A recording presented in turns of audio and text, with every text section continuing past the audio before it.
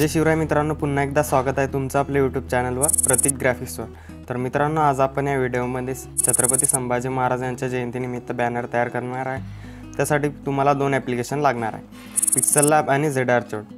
तर हे दोन्ही ॲप्लिकेशन प्लस आपले मटेरियल तुम्हाला आपल्या या व्हिडिओच्या डिस्क्रिप्शन बॉक्समध्ये मिळून जाईल। त्या अगोदर सर्वांनी या व्हिडिओला लाईक करा आणि चॅनलवर नवीन असाल तर आपल्या यूट्यूब चॅनलला नक्की सबस्क्राईब करा, कारण आपण अशाच प्रकारे एडिटिंग करायला शिकवत असतो। चला तर मित्रांनो, जराही वेळ न घालवता सुरुवात करू आपण आपल्या आजच्या व्हिडिओला। तर आता सर्वात अगोदर तुम्हाला झेड आर्चर नावाचं ॲप्लिकेशन ओपन करून घ्यायचं आहे। त्यानंतर आपण जे मटेरियल दिलं आहे ते डाउनलोड फोल्डरला ओपन करायचं आहे। डाउनलोड फोल्डरमध्ये तुम्हाला अशा प्रकारे धर्मवीर छत्रपती संभाजी महाराज जयंती नावाची एक झिप फाईल मिळून जाईल। तर झिप फाईलवरती क्लिक करायचं आहे। त्यानंतर एक्स्ट्रॅक्ट एरिया ऑप्शनवरती क्लिक करायचं। त्यानंतर इथे पासवर्ड मागेल, तर पासवर्ड आपल्या व्हिडिओमध्ये समोर दिलेला आहे, त्यासाठी व्हिडिओ जराही स्किप न करता बघायला।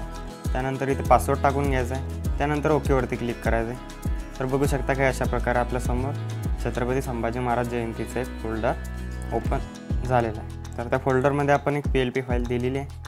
तर आता या PLP फाईलला ओपन करण्यासाठी तुम्हाला पिक्सल लॅब ॲप्लिकेशन ओपन करून घ्यायचं आहे। आता पिक्सल लॅब ॲप्लिकेशन ओपन झाल्यानंतर तुम्हाला काही अशा प्रकारचा इंटरफेस आपल्यासमोर आलेला असेल। तर 3 डॉटवरती क्लिक करायचं आहे। ओपन .plp फाईलवरती क्लिक करायचं आहे। त्यानंतर .plp वरती क्लिक करून आपण ज्या फोल्डरमध्ये आपली फाईल एक्स्ट्रॅक्ट केली होती त्या फोल्डरला ओपन करून घ्यायचं आहे। तर बघू शकता फोल्डर ओपन झाल्यानंतर काही अशा प्रकारे आपली PLP फाईल इथे दिसत आहे। तर PLP फाईलवरती क्लिक करायचं आहे। ओपन अँड ॲड ऑप्शनवरती क्लिक करायचं आहे।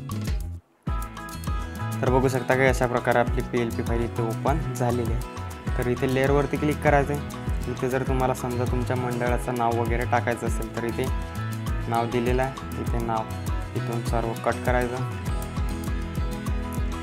इथे काय पण तुम्ही टाकू शकता।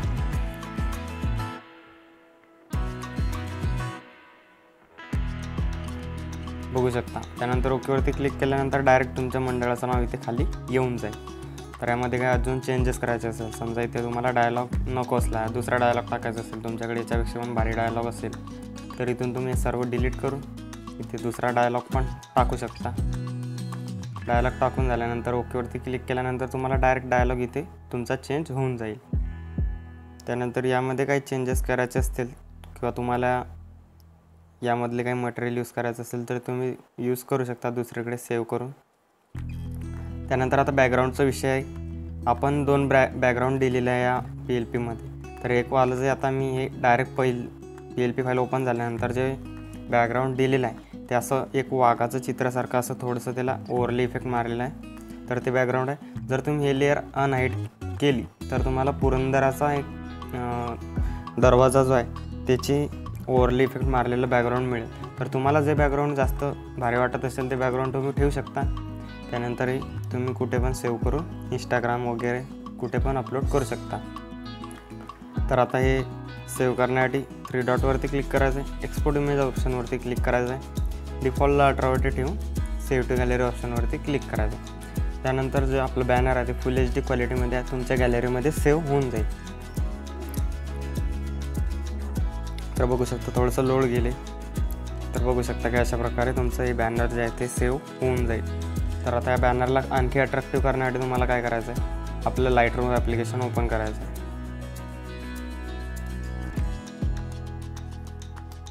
लाईटरूम ॲप्लिकेशन ओपन झाल्यानंतर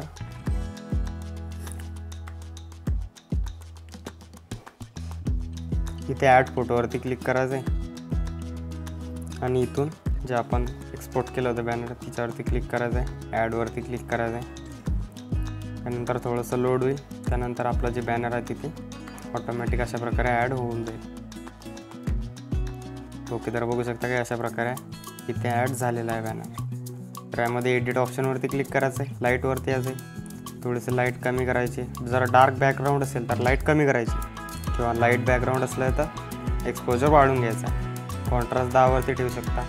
हायलाईट कमी करायचं डार्क असेल तर, शॅडो वाढवून घ्यायची डार्क असेल तर, बाकी काही चेंज करायचे नाही। सिधं कलरवरती यायचं।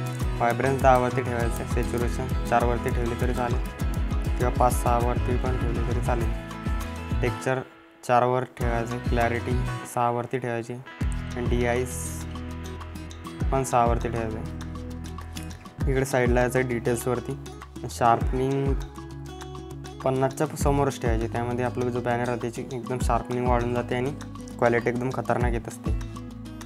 बाकी नॉईसवरती जर तुमच्या बॅनरमध्ये किंवा फेस वगैरे येत असेल तर नॉईस तुम्ही जास्त पण वाढवली तर काही हरकत नाही. कलर नॉईस पण वाढून घ्यायची.